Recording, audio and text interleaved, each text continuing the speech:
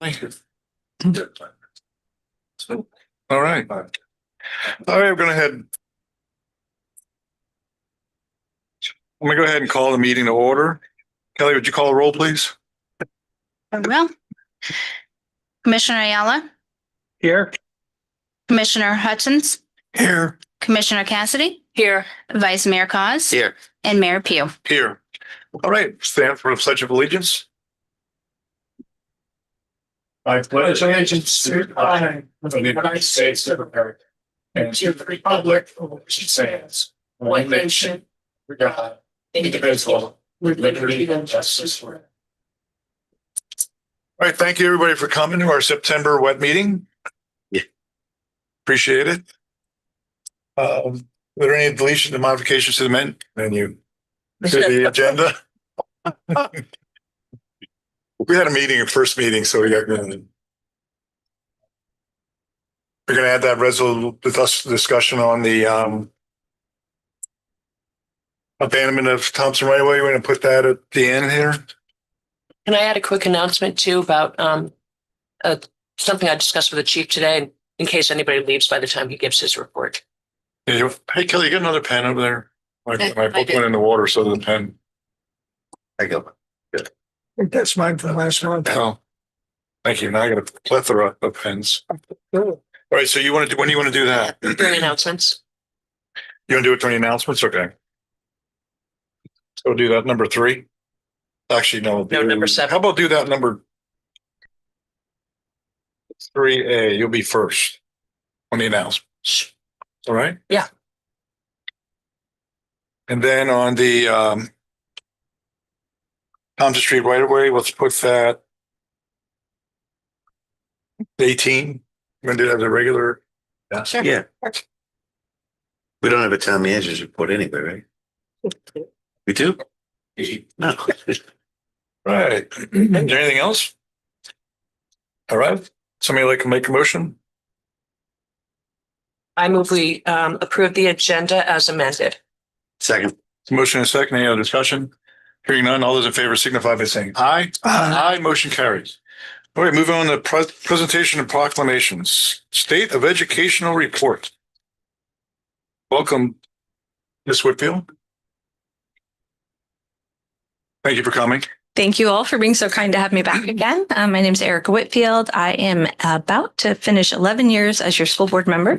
So one of the things I always try to do is come once a year to see you all and just give you a little report and then make myself available for any questions that you may have. So that's what I'm here for today. I want to talk to you a little bit about your Palm Beach County schools and how we've been doing. Things are actually going very well. We have become an A-rated school system again. So this is our second year in a row since the little small snafu of a B we had for a little while back. So we're very, very glad about that. It's a really great sign for the school system to be able to have such a great A rating. We're one of the very few urban school districts in the state that has an A rating, so we're extremely proud of that. The reason why we have that A rating is because our schools have been doing so much better and we're continuing to see increases in our school grades. So some of the ones that are nearby you that you should be really excited about. The biggest news we have of the year is Boynton Beach High School is now a B. It's something I really want to sing from the rooftops because we're so excited. It's been about 20 years since that's happened. So we have a principal who's fairly newish over there. He came from John I. Leonard High School. He's been about 3 years at the helm of Boynton Beach High and he's just incredible. And the school is doing so well under his leadership. So we're really proud of that. So if you ever get a chance, go over and visit him. His name is Moody Fuller, Dr. Moody Fuller. He's wonderful. He kind of looks like a student, so don't be surprised when you get over there. But he's a wonderful man, has 2 small children in our system. So we're very happy to have him there. Some of the other Boynton schools that kind of feed into your area that I think you guys should be interested in. Citrus Cove is an A again, which is great. Cross Point Elementary went up to a B, which we were thrilled about. Forest Park stayed the same at a C. Freedom Shores actually had a little bit of a drop to a C, so they'll be fixing that this year. Galaxy Elementary stayed a C. Poinciana is a B. That's a choice school, and so a lot of people really want to go there. Rolling Green is also a C, and so those are some that we're concerned with. And then Congress actually took, it went up to a C, but it's still not as high as I think it can be. The principal there is also really incredible, and you all would be very impressed with her and the work that she's doing. So So to get it up to a C is good, because we don't want any D's in our system. But I think that it's going to even get better from there because she's really an amazing person. So talking about other things with the schools, one of our biggest challenges that you may have seen in this past few weeks is that, unfortunately, we did not get as many students to show up on our 11-day count as we were hoping and anticipating. So what happens is on the 11th full day of school, we count and see how many kids we have.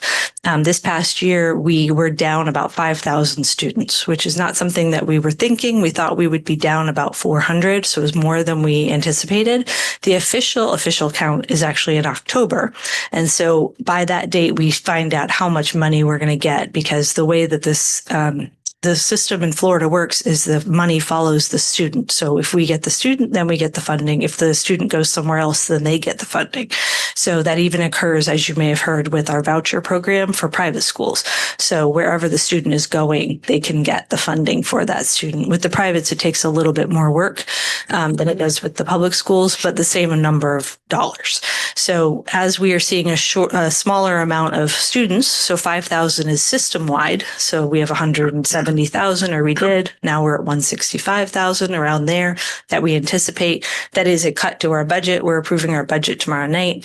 In that budget, we are going to have to make some concessions. Most of it was because of the number of openings we had, we were able to just shift people around. So some teachers are changing schools to accommodate for this loss, but it does tie in with where the students are. So my daughter that I brought with me today, her school actually had an increase in students, so they'll be getting 2 more teachers and so those teachers will come from a school that then lost. So does that make sense? So they're following with it.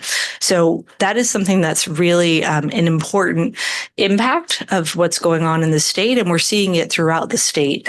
Miami-Dade, Broward, many of the other urban districts, you're seeing large drops as well. The bigger communities have seen bigger amounts of drops.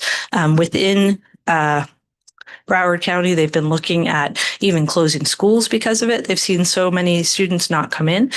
We are not in that place in Palm Beach County. We're doing quite well as a system.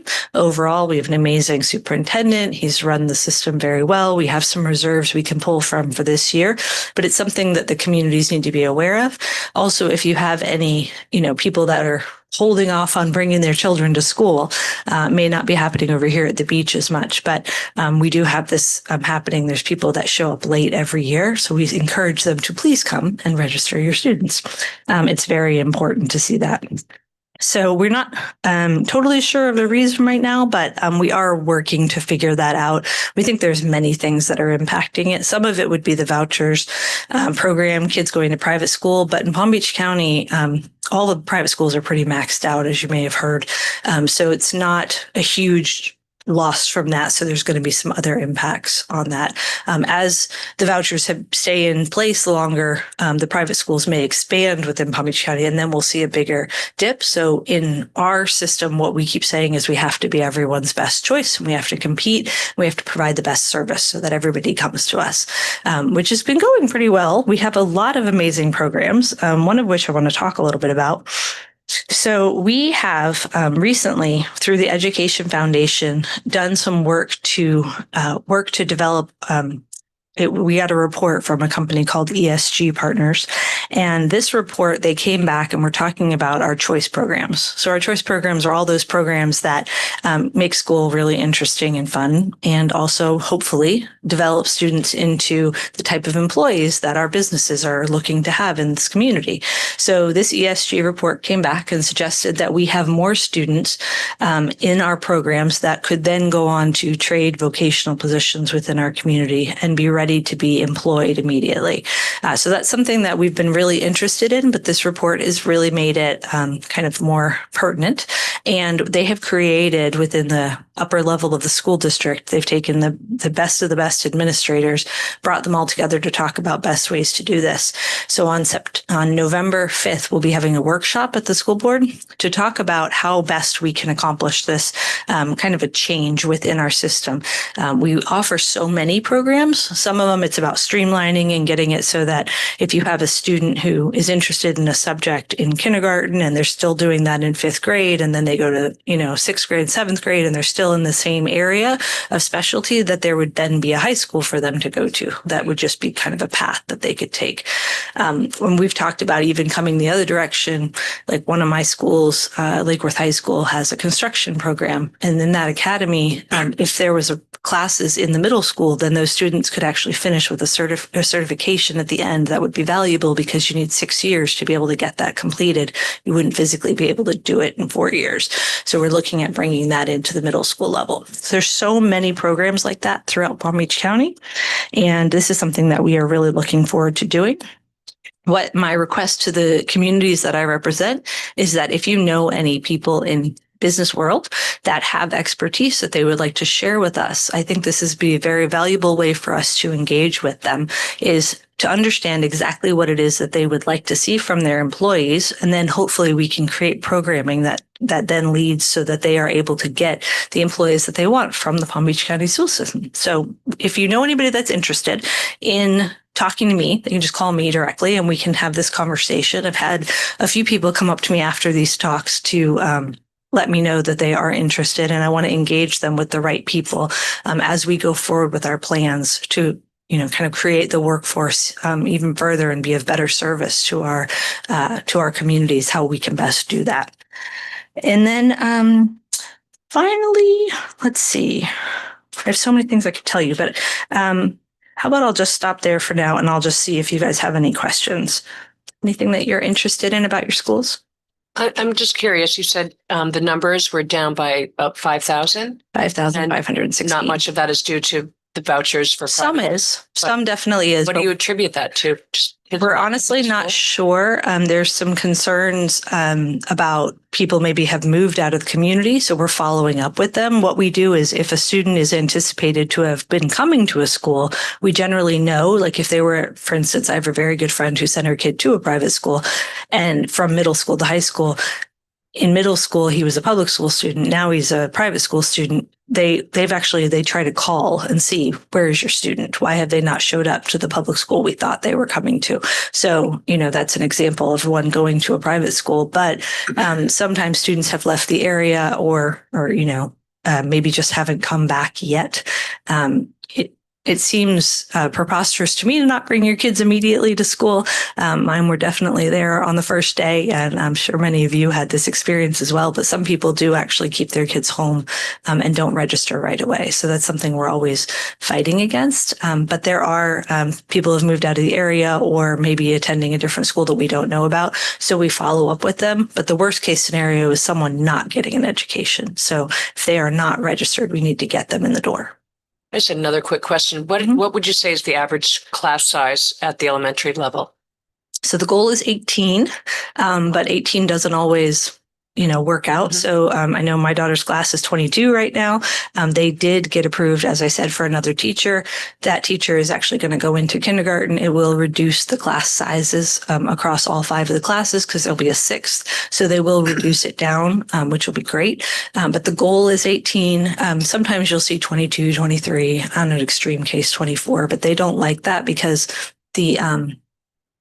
the teachers find it's very difficult to give personalized attention. Sometimes if we have a very big classroom, we'll send in additional supports. So you'll get maybe another teacher that can come in for part of the day or somebody who helps certain kids that may need additional assistance. So we'll do things like that to create, that ability for the teacher to really spread their time better if we have to, if a class is that full, but really 18 is the goal.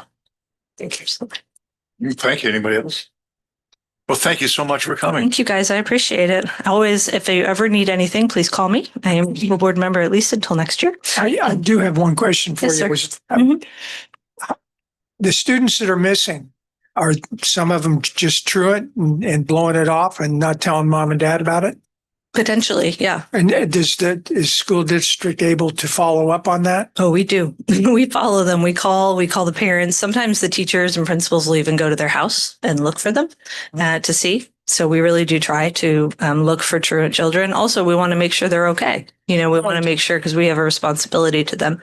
So we want to make sure they're okay and that there's nothing else going on. So And the other question I had was, is there any thought about developing things other than orienting people towards college, like industrial arts? Absolutely. what they used to call it. Yeah, so we call them vocational technology type programs. We actually did this great trip to Dallas last year where we got to see how they were doing it, and they had a higher focus on it than we did. Also, they have more business partnerships than we do. So within Palm Beach County, we have similar size population as what Dallas has, but more of their businesses are there in the community. There's more business in the community of Dallas than there is in Palm Beach County, and so they were having stronger business relationships, which is why I want to bring this into my presentation, because though we may not have as many businesses, we still don't have a relationship with every single one.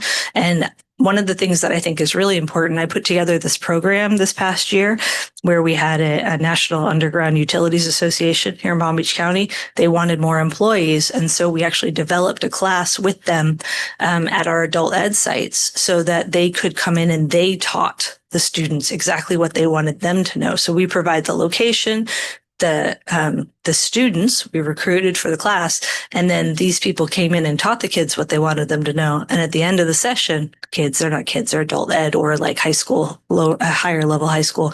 They would come back and they did a job fair to hire the people that they had just trained, who they already knew, how they would do. So it's very easy to connect the dots when we have the business leaders telling us exactly what it is that they want. And if they're willing to contribute their time and expertise, we don't have access to someone to teach about underground utilities. That's not something that the school district has. So to have those experts come in and do it, it's just one example, but I think that's what we're aiming for. Thank you. Thank you. Thank you guys so much. All right, moving on to the second presentation. Now, the second presentation is a Gold Certificate of Excellence for Commissioner Cassidy from the Florida League of Cities. Normally Kelly would do this, but I just want to tell everybody, it's so important that we have commissioners on our dais here that actually do a lot of work. And Commissioner Cassidy has done just an enormous amount of beneficial things to the town of Ocean Ridge this past year. And for her contemporaries in other cities to actually notice that and have pointed you out to give you this award, to me is exceptional. And it really shows a lot about Ocean Ridge, and it says a lot about our commission, because this commission here is probably not either the best or close to the best commission I have ever sat on, because every single person here does it for the town. They don't seem to be doing it for themselves. They do it for the town. And we have an unbelievably great team, the five of us. So I really think it's been working out well. And I think the whole town can see the change since we all really started working together. So I just wanted to say, we got something for you. So I just wanted to, yeah, we can do it right here. Come on down to the front. I just wanted to we put it, so instead of just handing you a little, little piece of paper, we made it up for you so you have it's a gold certificate being recognized.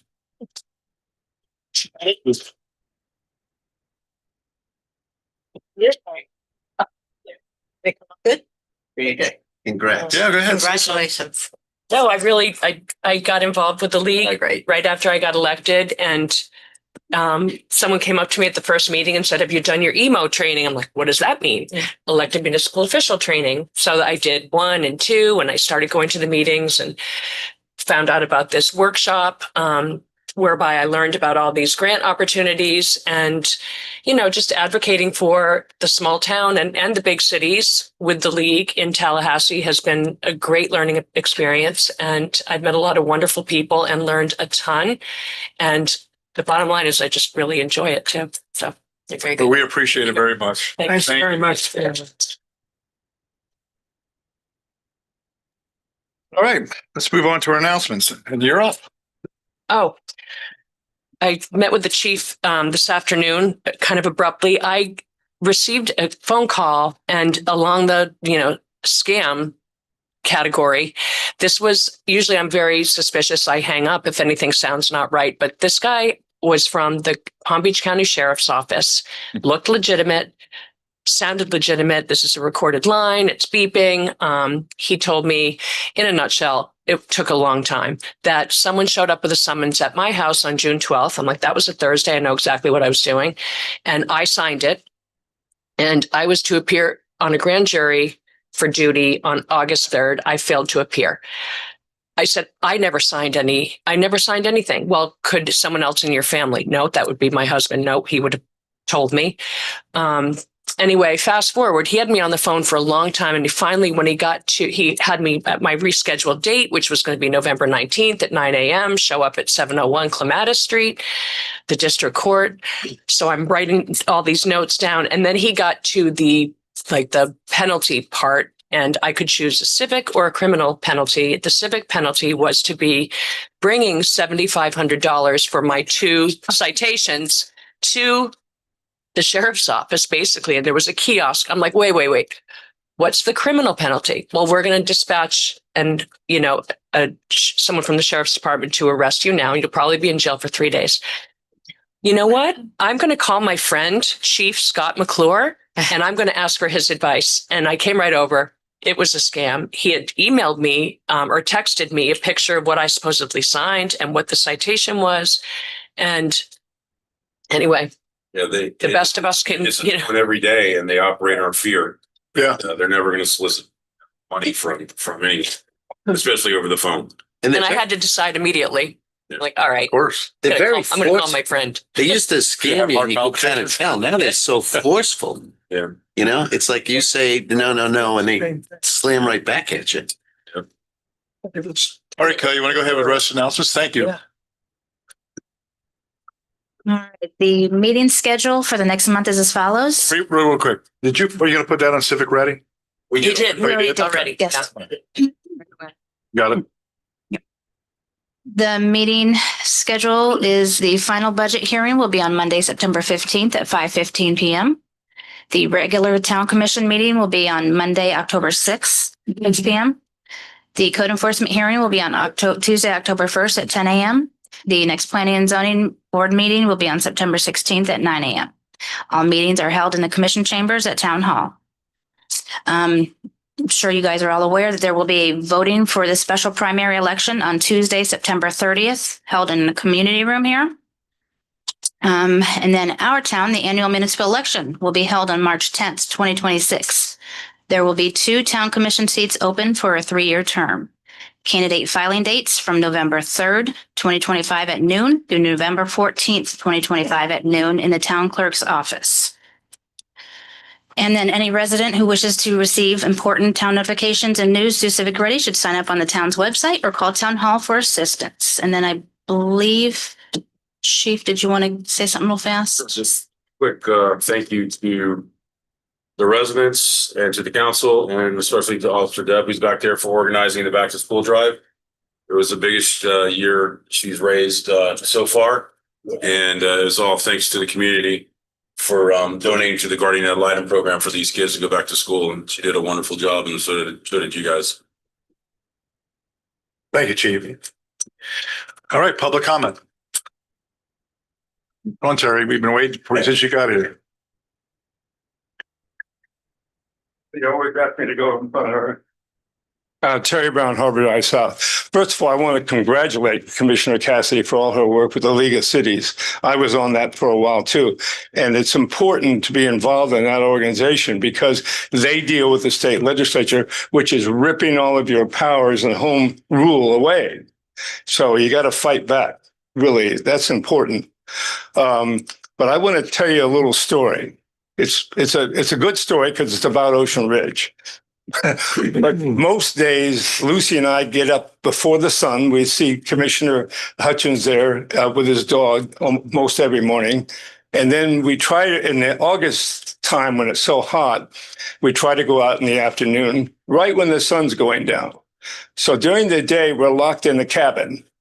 And you get kind of cabin fever after a couple of days. And one day, a couple of weeks ago, it rained really hard in the morning and we couldn't get out, and we couldn't get out that evening for the same reason.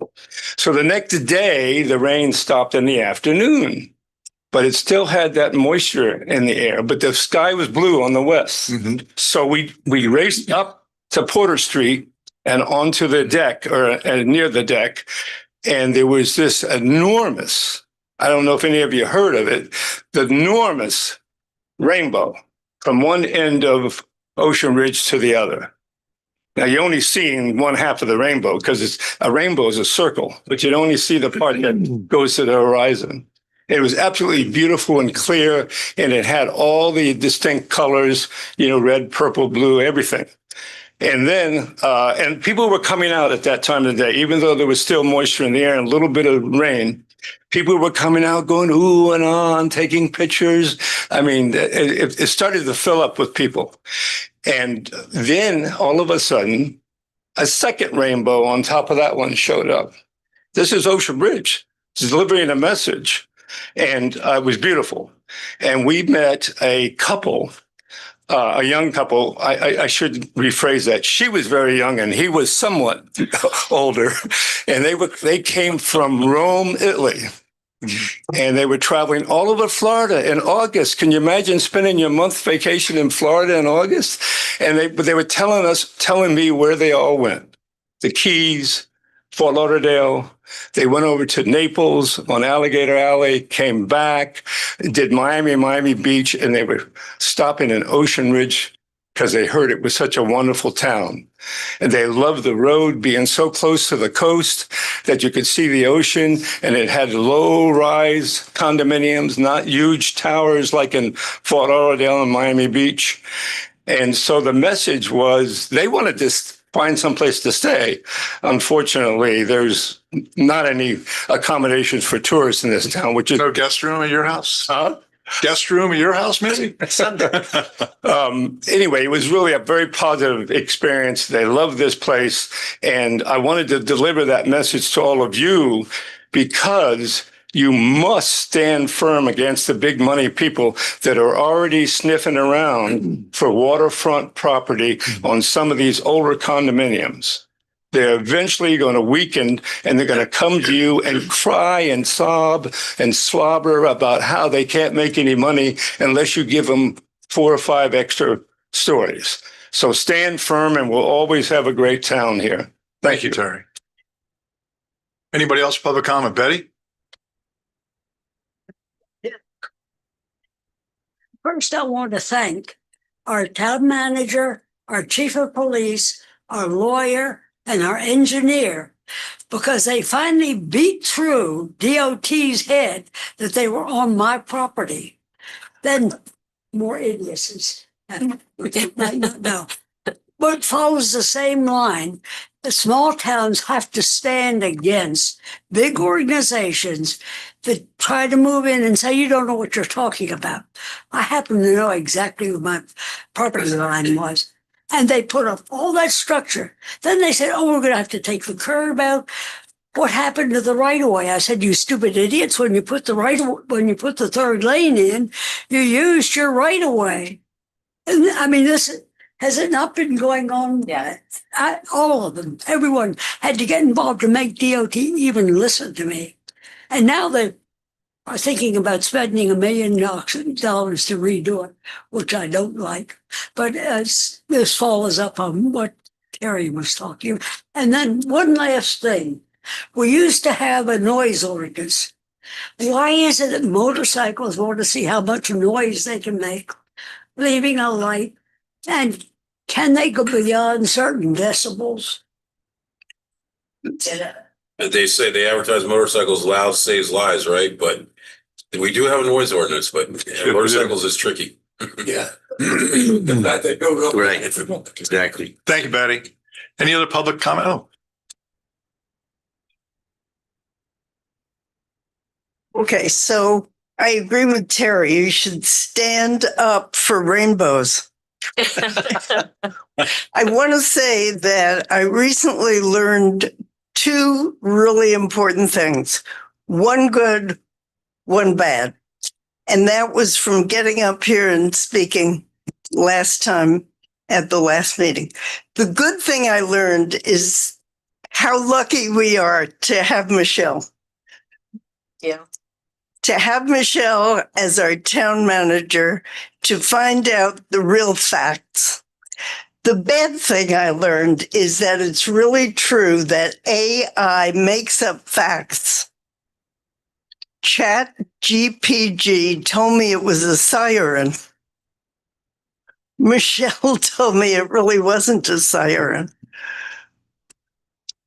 Yep. Yeah. It's a Wi-Fi tower. So I did not mean to pass on bad facts, but really I looked it up on AI right before I came into the meeting last time.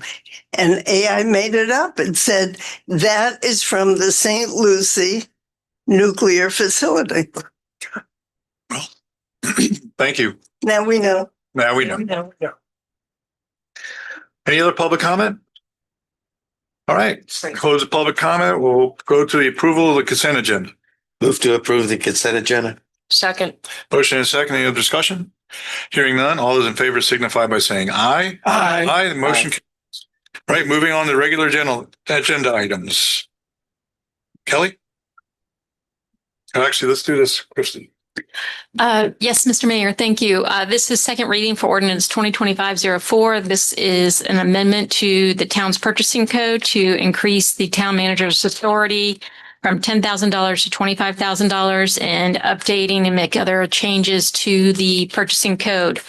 There was one small revision between first and second reading, and that was to add some language to the emergency purchase exemption to make that read more consistent, where historically we've used it for a variety of emergencies and not when we're just facing like an emergency storm. So I made that language a little bit more consistent with how the town has used it and also what other municipalities do in terms of having an emergency exemption, so that like in some instances where you might be able to save some money and move forward on a quicker basis than going out for bids or some other process. This new added language makes sure that we're covered to use the emergency exemption. Now, obviously, an emergency purchase that exceeds the manager's authority of $25,000 would have to come to the town commission for ratification. So obviously, a town manager is going to keep you in loop anytime there's an emergency purchase that exceeds her purchasing authority. Thank you. You're welcome. Is there a motion? I move to approve ordinance 2025-04 on the second reading as presented. I'll second. Second, public comment. All right, hearing none. All those in favor signify by saying aye. Aye. Motion carries. Need to read the ordinance. Oh, yeah. Wait. The title to the. Oh, you gotta read this? Okay. Yes. Ordinance number 2025-04, an ordinance of the town of Ocean Ridge, Florida, amending the Code of Ordinances at Chapter 2, Administration, Article 6, Finance, Division 1, Purchasing Code, by increasing the town manager's purchasing authority from $10,000 to $25,000, by updating, clarifying, and deleting certain purchasing provisions by adding provisions for protests, the acquisition of real property, and the settlement authority of claims, and providing for conflict, severability, codification, and an effective date. All right, thank you. All right, let's move on to the next item on the agenda. Consideration reduction waiver of lien and daily fines 113 Island Drive South. Chrissy? Yes, thank you, Mr. Mayor. This is a request by the current property owner of 113 Island Drive South. The property owner has accrued fines of a little bit over $75,000 for a code enforcement violation for abandonment of a construction site. The current owner is seeking a waiver of the full fine.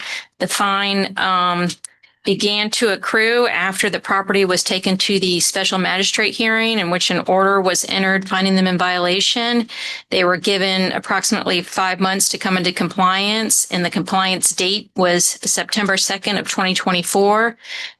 They actually achieved compliance by obtaining their planning and zoning approval and building permits approval on July 3rd of 2025. So 304 days of fines accrued. And they are seeking a waiver of those fines. Under the town's code for code enforcement liens, once the lien's been recorded, the property owner can request a waiver or reduction from the town commission. The total fine amount is actually $75,750. They have paid the administrative cost of $172.73. If the lien is waived or reduced and then paid, the town will charge an additional $60 to release the lien. All right, is anybody here for this item? Christie? Yeah. When we met, Christie. Commissioner Ayner's on there. in the air. Of course, of course. I was wondering where that disembodied voice is coming from. Me too. Yes, sir. Oh, I'll wait. If there's a presentation, I'll wait till the presentation is over. Wow, that's loud. Hello. Hi. Thank you all for letting us come and speak to you today. My name is Charlie Dahlem, and this is my wife, Lisa, and we're from Louisville, Kentucky. And I want to introduce Richard Broomer with Opus Homes. Richard's our architect.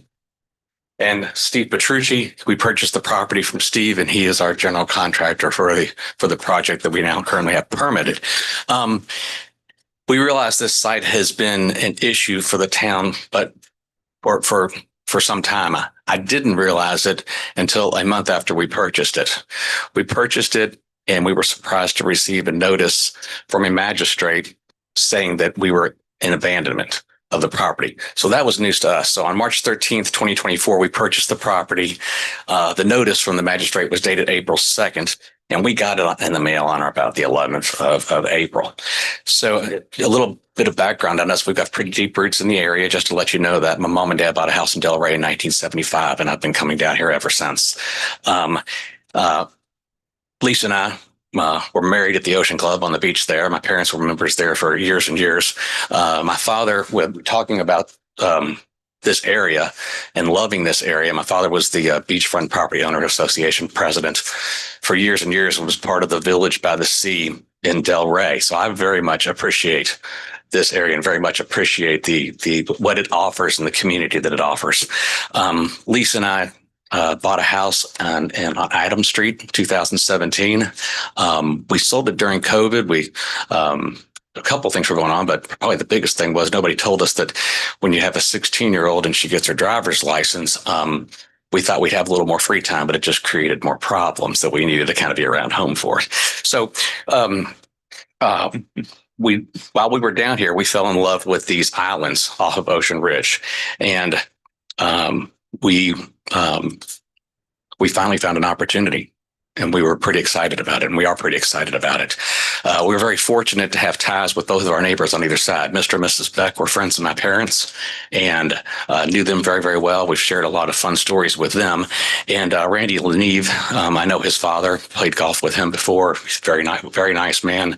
And I've maintained contact since we bought the home with both of our neighbors. We've been in touch on a myriad of things, including landscaping, seawall, all sorts of things, and of course our construction time frame. So you will see in our presentation that, in my opinion, we have improved the investment in the property significantly. It's not a spec home; it's our home. And I think architecturally, structurally, from a landscape perspective, I think we have made significant improvements to what had been approved there previously. With that, what I'd like to do is I'd like to turn it over to Steve for a minute, because I think he's going to be able to speak better than I can speak on the history of the property from when he bought it to when we bought it. So if you'll grant us that time, I'd appreciate it, please. Okay. Thank you. Hello, everyone. Hi, my name is Steve Petrucci. I'm with Bella Homes. I've been in the community for the last 6 years now. So I've been building homes in Ocean Ridge. I did 117 Mullen Drive. I'm currently just finishing up 6107 North Ocean. I don't know if you've driven by that property. That's a house that we just finished up. We're very proud of what we've done. I think that was a great improvement for what, Ocean Ridge really deserves. We're actually currently under construction under 3 Hudson Avenue. That one's in construction right now. Just a quick background of 113 Island. So that is a very rare case for us. Bella Homes has been around since 2014. So our brand name is very important to us. We've been around, we probably did over 50 homes, new construction. So we're not a new construction company. We've been out there for a while. Our name is out there. So we really stand behind our product. My standards of construction are very high for what we put out there. The homes that we build primarily are in Delray Beach, Ocean Ridge, and Boca Raton. That's my primary locations where I build homes. So we're very proud of our product, what we deliver. It's just an unfortunate situation what happened with this specific property. We purchased this property back in 2020. That was back in the times of COVID. Everyone can imagine those times were very difficult for everyone. And we had a couple things envisioned for that property. We were going to first remodel that house at one time, and we put a demo permit in just for the interior remodel. So that took time. We put that in 2/5 of 2020. That was issued in August, finalized that demo permit. That was in the mainstream of COVID right there. So that we decided potentially, since we're a new construction company, that's what we primarily do. Even though I've done a lot of remodel in my past, new construction is really the forefront of Bella Homes. Since so that was our goal, is to start a new construction property of ours as a spec home, basically, because we're a developer. Bella Homes is a developer. We also a construction company as well. That's BH Development, our construction company, but Bella Homes is the company that purchased that property in 2020, looking to repurpose it either as a remodel, ended up being actually a new construction. We ended up applying for the zoning approval in 2020 in December. We got approved about a year later in 2022. So it is a process, obviously, as you guys know, to go through that process. And then within that time, my main architect at that time was Richard Jones. So Richard Jones, I don't know if you know him. He was a very well-known architect in Delray Beach. He passed away. He was my architect. He did everything for me. So I turned to who is my going to be my next architect to be as this project? So I get referred to a company called BE Group, BE Design. He got referred to me, and that was just that was the first time I ever used him. It was really a disaster for me because it hurt the town, and I apologize for everything the property was, but he was very unresponsive in a lot of different things. That was the first time I ever used that architect. So in that time frame, we had an approval. We had an approval. We had 18 months to get our permit. Within that 18 months, we decided, what are we going to do with this property? We were during COVID. We were going to sell it. I put the property on the market to sell as a vacant land, to sell the land, or just sell the property as a new construction, come in and sell the property. That didn't go well at that point in that time. So that was that period of time. That was around 2021, 22. Then I decided, let's just go in and then I asked the current building official at that time was Guy Durante. So I asked him for an early start to start building on the house. He granted it to me. He emailed me. He gave me permission as an early start. So we started construction. So we put the piles in, things like that. So that started construction. And then we pulled to a start. Then once we started construction, at that point, the development order expired. So expired, we stopped. So at that point, I had to stop construction. I had to stop. So the town told me I had to stop. He had to go in for a new development order. That was the point where we had to have the meeting. We came in and they gave me 5 months basically at that point right now to turn that into an approved permit. So ended up a month later, put the house on the market, ended up selling the property to Charlie and Lisa. And that's where that stands right now. So we sold the property to Charlie and Lisa, and they had 5 months, and they wanted to redesign this whole beautiful home, which you're going to obviously see the new exhibit of all the home that we've done. There's a lot of work that we did to build their dream home, basically, right? So unfortunately, the property sat there for a while, vacant. Obviously, the neighbors were upset.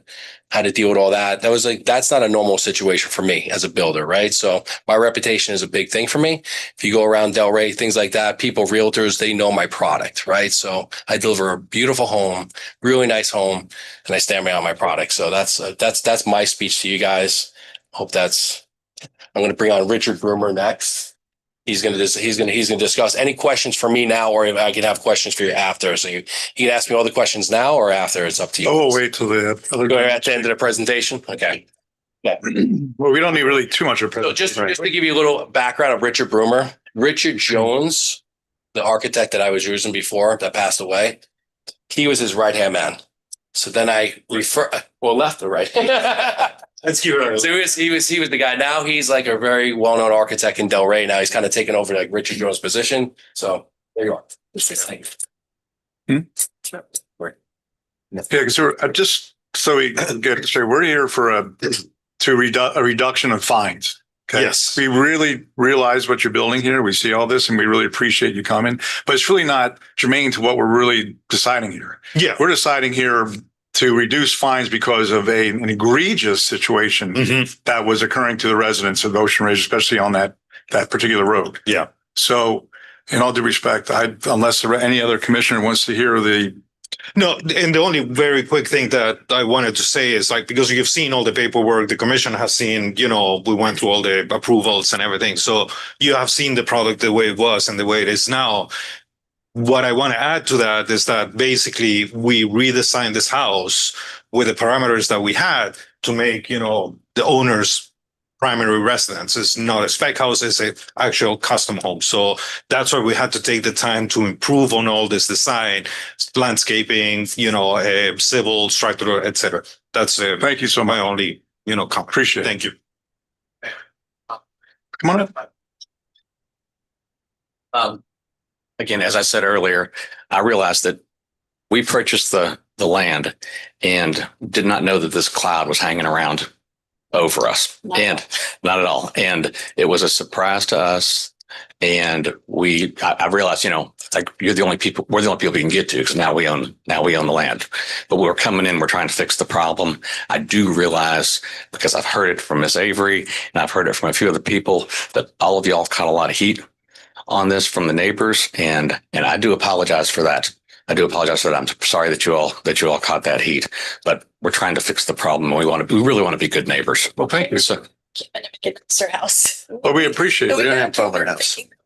To kind of save the day in a way. We're the that bought the lot and now it's turned into an awful. Well, it's not awful. You just gotta get through it. Can I ask a question? Go ahead. So I listened to the whole magistrate hearing today and have been very aware of the situation. You said that you didn't receive the notice until April 11th. It was around it was dated the 4th. Of what month? No, the magistrate hearing was on April 2nd. I'm sorry. April 2nd. Hold on 1 second. And Steve was presenting you. He said he was here. He was at the hearing representing the owners. Okay, that was the magistrate hearing? Yes. Okay. So you're saying that you didn't know about that? That was after we bought it. It was after you bought it. We bought it on March 13th, and we did not know that this was coming. You bought it on March 13th. You did not know this? Okay, well, then you have a problem with Steve, who owned the property, not with us. Well, that's not our problem, though. You see what I'm saying? Okay. Should have. In fact, I would think you buy a property from Steve. I forget your last name, Petrucci. You buy that, and then you find this out, and then you continue to hire him to be your builder. You see, the whole thing doesn't make sense to me. There's something not right here. Why would you, if you basically didn't know there was a 75, there was liens coming against the house, so there's problems with construction, which you hadn't been alerted to by the gentleman you bought it from? We're not alerted, and we had an agreement that we would use him as our builder. During that hearing, I know. He's part of the buy. So you bought a plan, you bought land with plans. Okay. So And at that hearing, I think he was asked several times, at least 3, if he was willing to state that he was served due process because he was the owner. So it takes a little while for the town to find out that ownership has changed, right? Okay. It closed in March, and he never really answered that question. And then it appears to me, in looking at successive planning and zoning agendas, that the property wasn't even on planning and zoning after he was told he had 5 months. So what was happening during that 5 months? Were you aware that there was that timeline at that point, that he had to have a permit by September? It was I got to get the magistrate's order, but I'm sure that was probably in the magistrate's order. I have no idea where it's on that. We could get plans right there in a certain amount of time, but as you see in the paperwork, we have changed a lot to make it a beautiful home. So that does take more than, I think, the 5 months is the problem that we have right now. Is that we came in trying to take us. I guess what we're trying to understand is, were you clearly aware that you had to have a permit by September 3rd, or you were going to be incurring these fines? I think midsummer-ish or something, or was that in the beginning? I think sometime in the spring. I think Miss Avery sent us a notice saying, "Hey, by the way, this is, you're racking up fines here." And what? So took us total shock, but then what do we do at that point? Just build a spec home and pay that much money for a No. spec home that we don't want to be in? That's really not something we want to do. And we're already in that position. We'd already bought the home. He was connected to it to build it. And now we are here in a position where we wanted to build a more beautiful home in that neighborhood, which I believe it is, as you can see in the Yeah, paperwork. no, So therefore that took that time that we can't, our hands were tied. We were trying everything we can. Christy, what could have happened in that time if they knew that they weren't going to have a permit by September 3rd? What could they have done? Well, in any code compliance case, you can reach out to town staff and ask for an extension of time. But normally, when you ask for an extension of time, we need to see some good faith efforts towards bringing the property into compliance. If there's just simply delays on professionals designing stuff, usually it's not something that we would consider, they should get an extension of time. And primarily in this part, because at the hearing, the gentleman who was there for Bella Homes represented that 5 months was enough time to get it reapproved by planning and zoning and get the building permits done. And he was going to go to planning and zoning no later than June. May was too quick, but no later than June. And June, July, September, he didn't. Yeah. But back to the original question that Carolyn asked. So somebody, you guys have a professional involved in this, so it's really not unusual. It's on the builder. If a builder is facing that kind of issue, right, there are remedies for that other than begin to get fined, and those weren't taken. Correct. But So I think you have a problem on your side of the table that doesn't involve us. So I don't understand why we're getting dragged into it, frankly. The compliance is always twofold in this type of situation. You can return the property to a vacant lot, which means he would have to remove whatever improvements were done, return it to a vacant lot. Otherwise, go through the entire planning and permitting process, as was discussed at the hearing.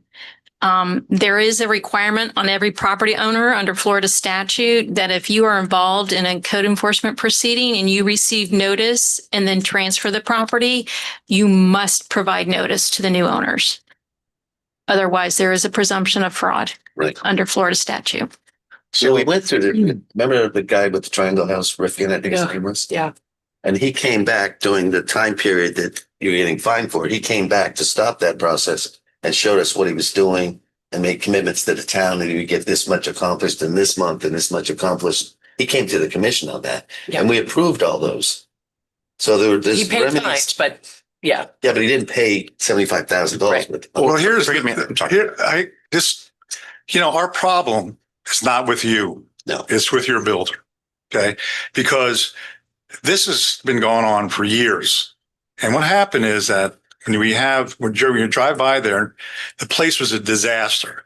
I mean, you can put the pilings in, but you put the floorboards up, you had plumbing in there, and then it's just all stopped. Now, also, this thing is built up +9 off the road. So we had this mountain of dirt and garbage everywhere, and it's flying all over the place. The town called the guy and asked him hey, you need to clean up this lot or we're going to start fining you. Town finally made him put up the fence that goes around the property. I mean, you wouldn't believe the amount of dirt that was covering the streets. So our problem is not with you folks. The problem is with your builder. And he knew he had that condition. He let it stand and let it go and go and go until the town finally put a foot down. And we went out there and we said, look, we're just going to start fining you because it's getting to the point of ridiculousness. And this is before the Neves moved in. So this is way before that. Right. So, the next door neighbor, George, and his wife, they're dealing with that. I mean, literally their back porch, their pool was covered in dirt because of that condition that gentleman was leaving that property in. So our problem here, in fact, if you would have showed up just you, it would probably have been better because our anger, if you could put it that way, and the way that man left that property after the town asking and finally starting to place fines on it. And being a builder of your caliber, he should know exactly what it would take to get that thing done in a certain amount of time, whether you had an architect or not. To me, that's what made the town and this commission extremely angry about that property. That's what the fines are on. And I don't know if, who's paying what, or it's coming out of your pocket or it's coming out of his pocket or what's going on but this money gets, have to pay this money. I don't know. But in my particular opinion, it would be that he should kind of come out fully out of his pocket to pay for that, or somehow, some way it comes out of there, because it's all on him. Every bit of it. He created the whole problem. And you guys all just kind of like fell into it. So, I mean, now you're asking the town, and believe me, we bend when it comes down to these fines for homeowners, and we have problems, and sometimes we don't, sometimes we do. But in this particular case, it's almost as if, you're asking us to give something to that person. Unfortunately, and you're in the middle now. And, that is the problem. And that's the whole problem. And that's why we're kind of reticent about doing it, because of that, because of the way that property just left in that deplorable condition. And those residents had to deal with that we're not talking about a year. We're talking about several years now. I mean, years, not months, years. So that's what you inherited. And I don't know if you knew that or not, but Well, we knew it sat there for, we didn't know that was the.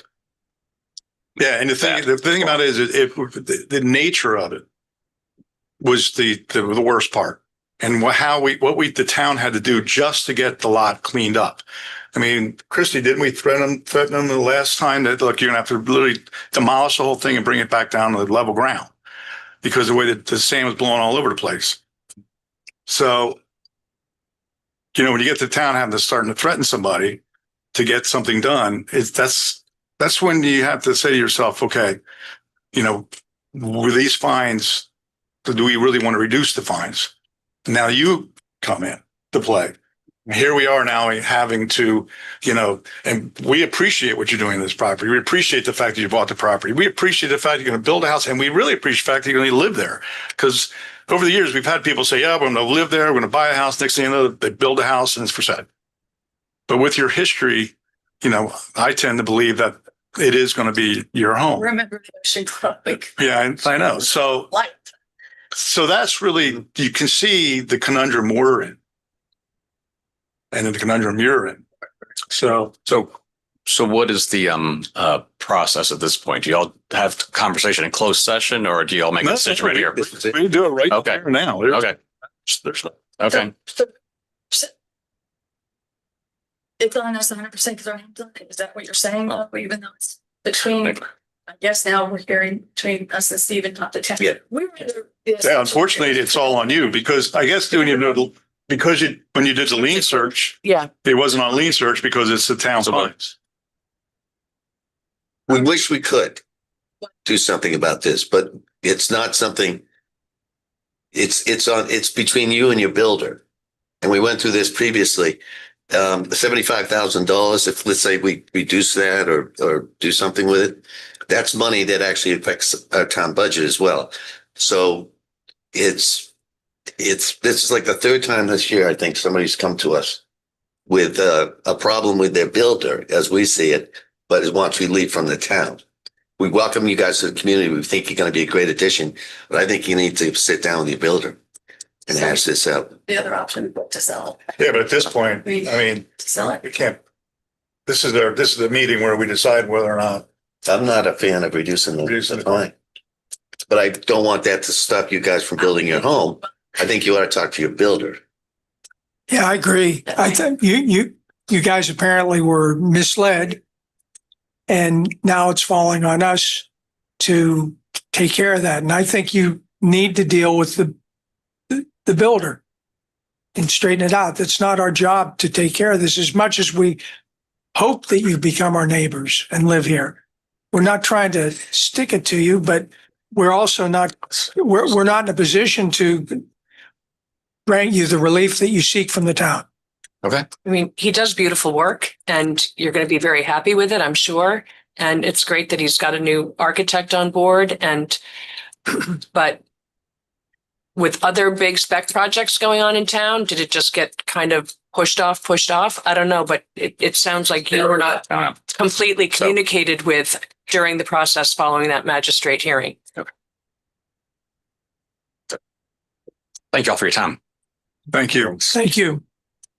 Can I make a comment, please? Sir, Since I am currently have current projects in town. we don't need to see your current project. Home that building. That used to be, we know that. Can I speak though? Because that was not a rare case. First off, when I started back building, that would have never happened, right? Because I was given to first inspection to start construction. The property would have never got to that point, not been neglected if I was able to continue the construction. They told me I had to stop everything. Since that was stopped, that was a decision you guys made to stop the project.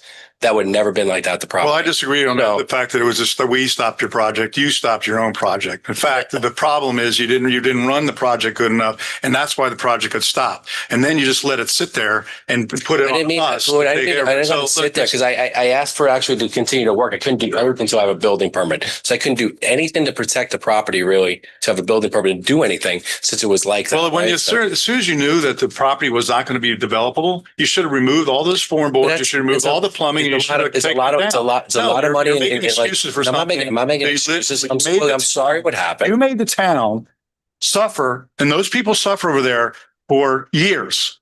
I apologize. No, apologies not acceptable. It was during hard times. I told you the situation that happened. You have no right now. I'm just spraying them to check for $75,000. Hard times back then. You understand how times it was back then? No, I'm not listening in that because why would I listen? We have asked you over and over and over again for years to do something about the property. You didn't listen to the town, but then you're coming now to us and we're supposed to listen? I don't think so. I'll tell you what. Have I done good work in the town? Is it current project that I'm working on right now? Am I improving the properties in the town? Yes or no? That's my question to you. I'm asking you a question. Am I improving properties? The exact same thing without these issues. I don't know other builders. Thank you for your time. Thank you. Any other public comment? All right, back to the commission. So here we are at this conundrum. I do feel for the folks that are if they're literally writing the check, then. But I look at it, Bella is a multi-million-dollar company. It's not just you. There's a whole framework. So, you know what? I would suggest, sir, to disengage with that conversation. Thank you. So, I wish I could see a way to give relief to that couple. But once again, it's the burden's being shifted. I don't think we have any business. As much as I think they're a wonderful couple, it's not our job to rectify something that was created by another party. I mean, I want them to be here. They seem like wonderful people. But I think we make a mistake saying what we'd like to do. Let's just listen to the attorney and let's think of it a different way. Kelly, since the homeowners bought the property, or Christy, since when they bought the property, how much in fines from that point to where we are today? Is that the total 75,000? Yes. Yeah, because the time frame is the notice of violation went out in February of 2024. They purchased the property in March of 2024. And then it went to hearing in April of 2024. The magistrate order gave them compliance of September 2nd of 2024. They received the magistrate's order sometime in April of 2024. So it all occurred from the magistrate's hearing forward after their ownership. One suggestion that I would have is to perhaps let the property owner speak with their builder about this. And if the decision is to deny the request for a waiver, perhaps deny it without prejudice to allow the property owner to come back before you at a later date, perhaps, to maybe discuss the matter further. What's the time of that? To deny the request for a waiver without prejudice, to allow them to come back in at a later date, the property owner, and perhaps ask for some relief.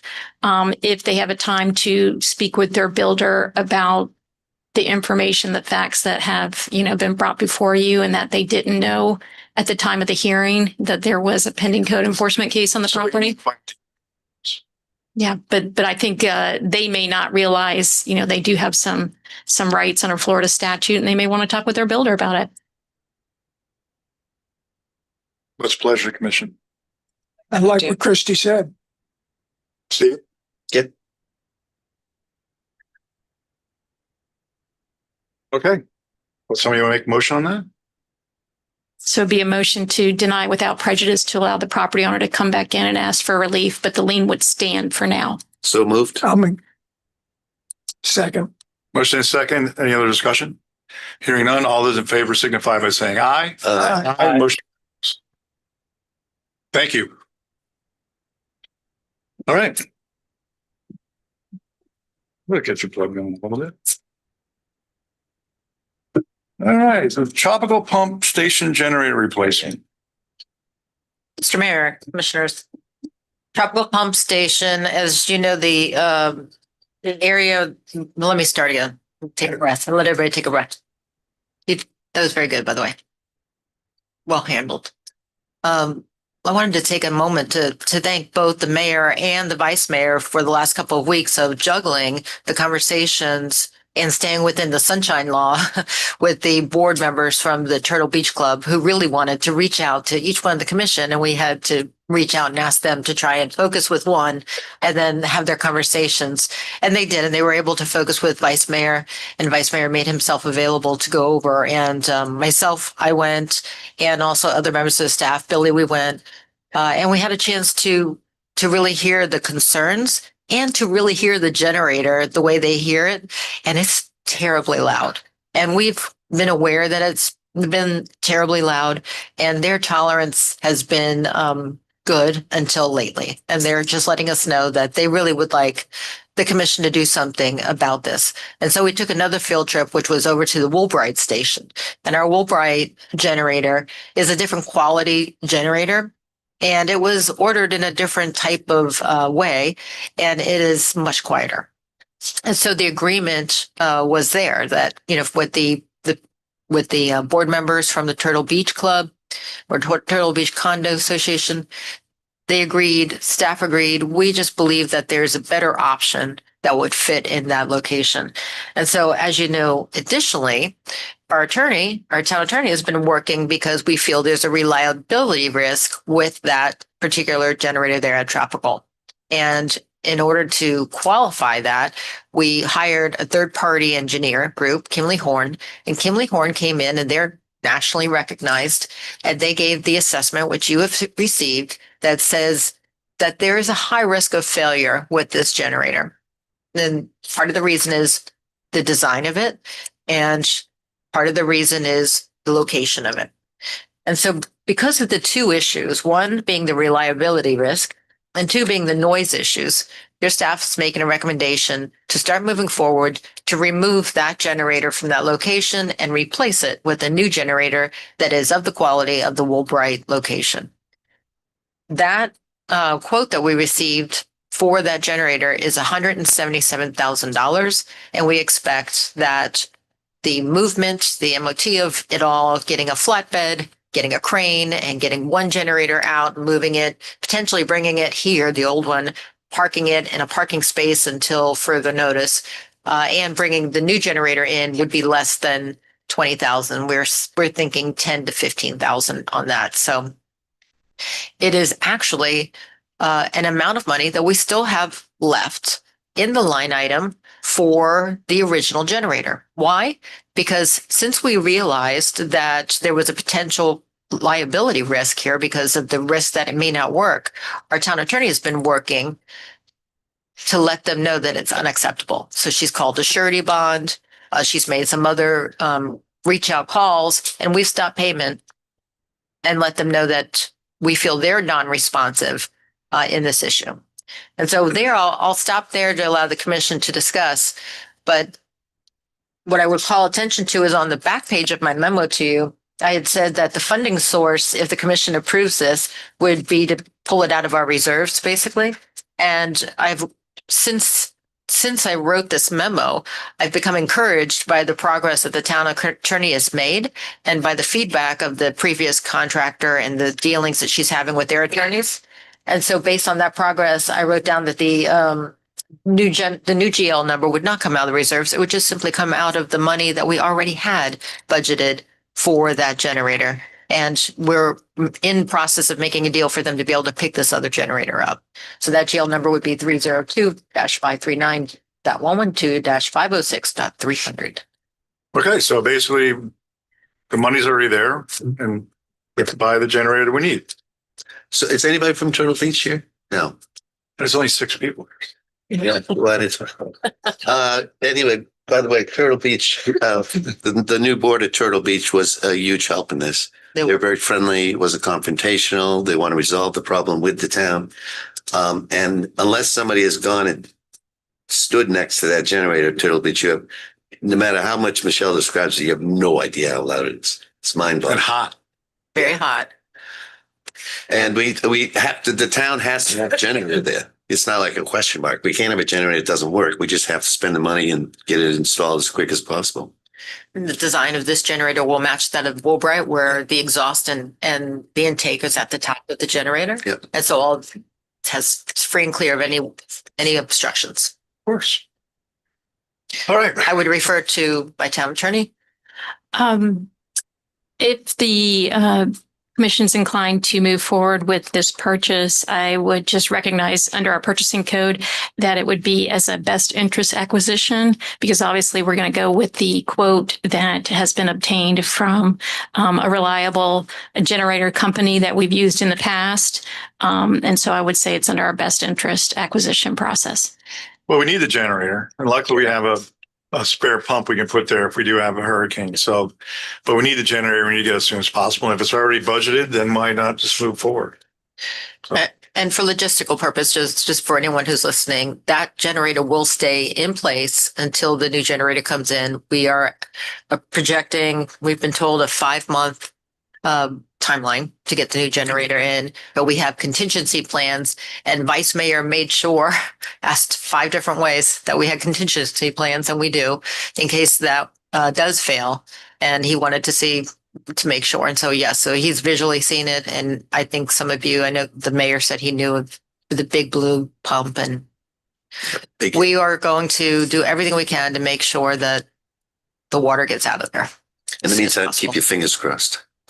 Yes. Well, no, that big pump, we bought that brand new pump 2 years ago. We got 2 of them. Yeah. That was a great pumps. purchase. So we can keep that place dry. So it was a great purchase, actually. Very good.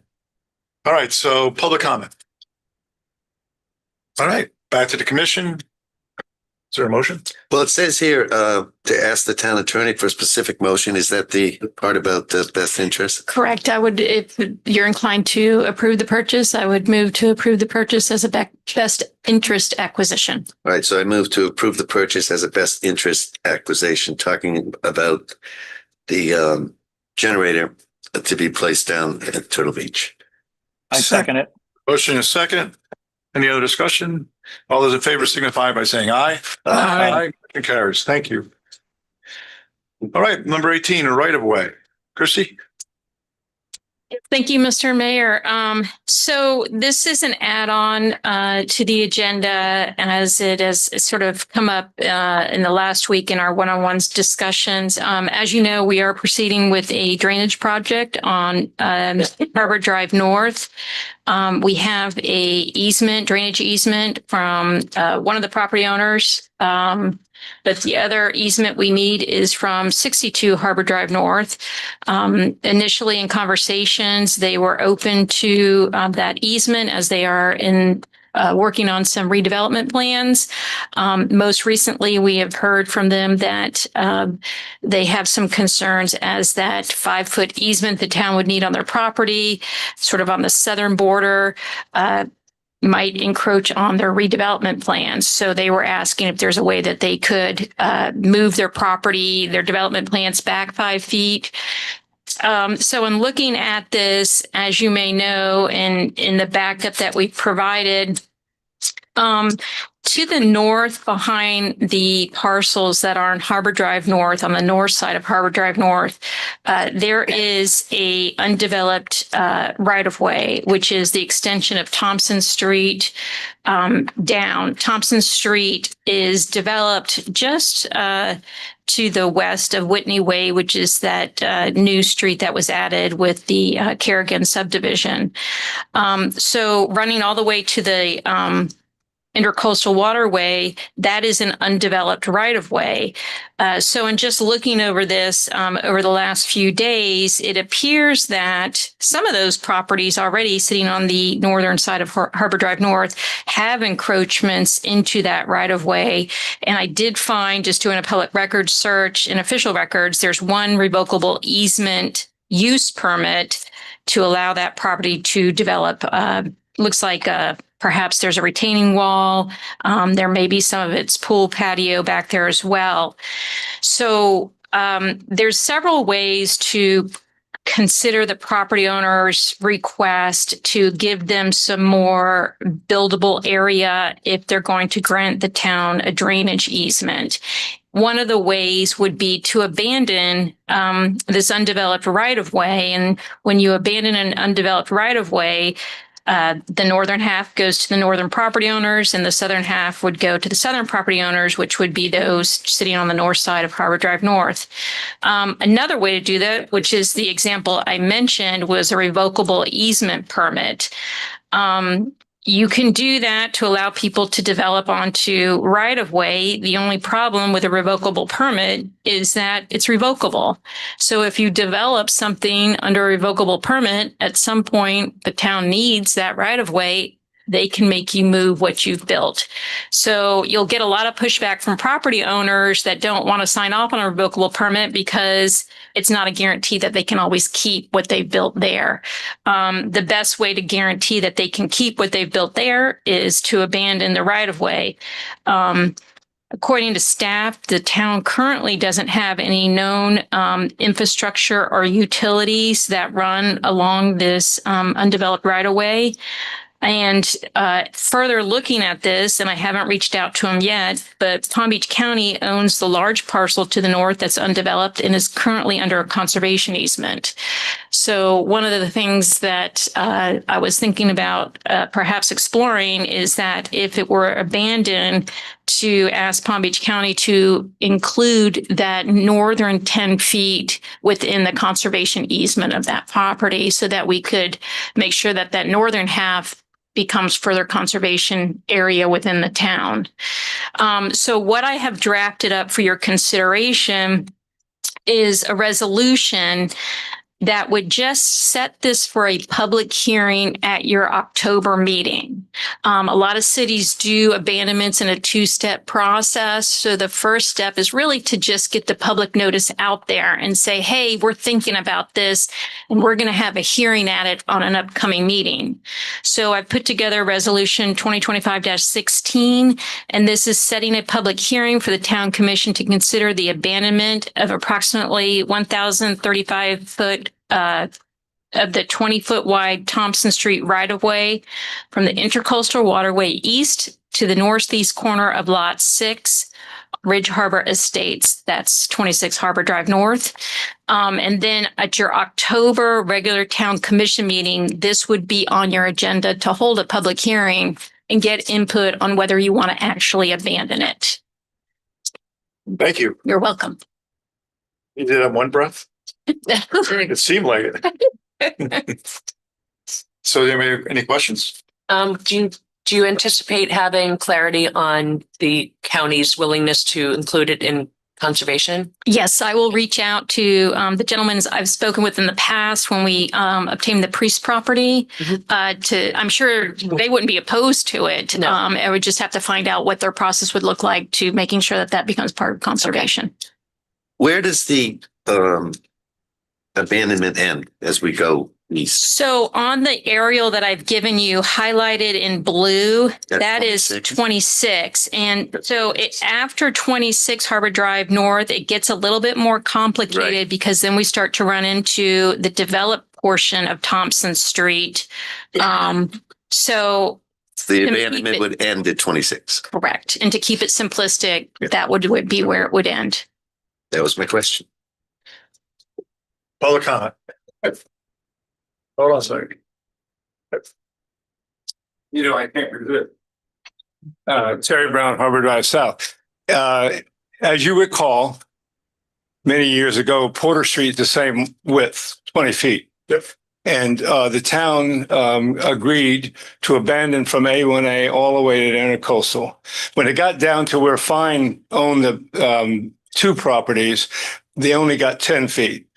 But they did abandon it, and the adjacent property owners benefited from that 20 feet because the universe of the plat went to Ridge Harbor Estates. Right. Not the other way. And I assume it's the same thing with Thompson Street. They're gonna be half. Huh? It's only half of the 20 feet. It's only 10 feet. Only Yeah. 10 feet. But didn't you at one time lease the end of it where the intercoastal is to one of the property owners? No, remember we gave him a what's his name? What did you just call it? A revocable something or other. Permit. Remember to put up his riprap seawall. Yeah, yeah, Remember, yeah. I think you were on the commission at that time. Okay. And his name was Ken Joy.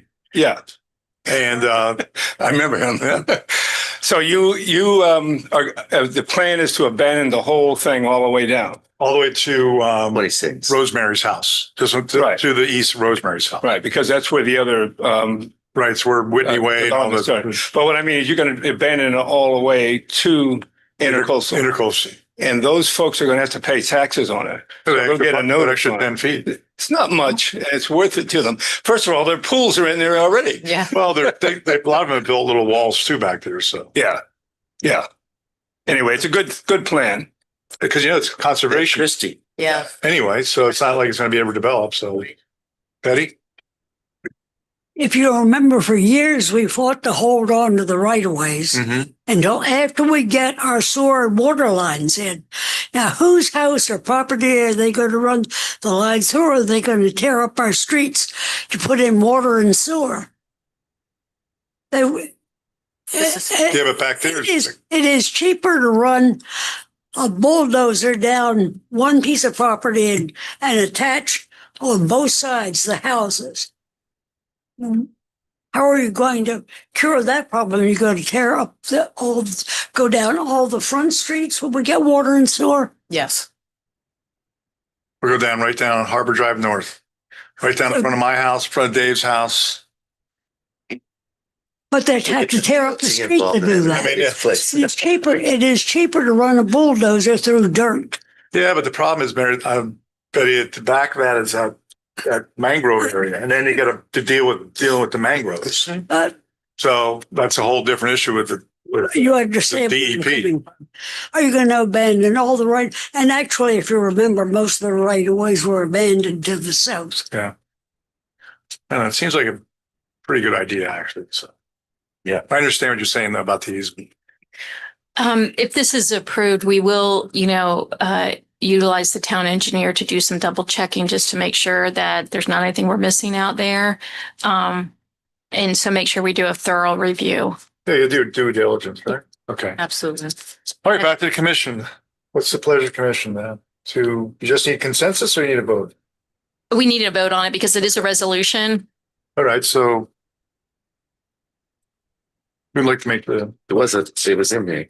And the resolution is just it's resolution number 2025-16. It's just setting the hearing for October. So moved. So moved. Second. Motion is second. Any other discussion? All those in favor signify by saying aye. Aye. Motion carried. All right. Thank you. Now let's move on to the reports. Mr. Mayor, no update from me. Just got a budget. Hope done. you feel better. Yes, thank you. Christie, No report. Thank you. Chief, All our reports in your packet. Any questions? We have to answer them. and Fire Chief. Is he coming? No, he sends You the, know, he was. sends he his was all, regrets. you know, vim and vinegar when he started. Now I haven't seen him in 2 minutes. You're back. What's he say about the water boat in the report? Anything? The what? The water boat? Yeah, but Yeah. he's actually, they have a budget meeting tonight at the city of Boynton Beach, and I think they're discussing. The last he said he was hoping for November. Yeah, he's trying to move that through. All right. We'll get an update from him. I hope that's everything. And I guess, thank you for coming tonight. And the meeting's adjourned. See you next month. Yep. Hopefully less fireworks.